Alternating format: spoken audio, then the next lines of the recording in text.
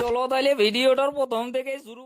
ছেলেরা যদি ঘরে বসে থাকে তাহলে অলস, ঘর থেকে বাইরে ঘুরে বেড়ালে বলে ফালতু, কম কথা বললেই বোবা, আর বেশি কথা বললেই বাচ্চা, পয়সা কম থাকলেই ভিখারি, আর পয়সা বেশি নিয়ে ঘুরে বেড়ালেই বলে অহংকারী।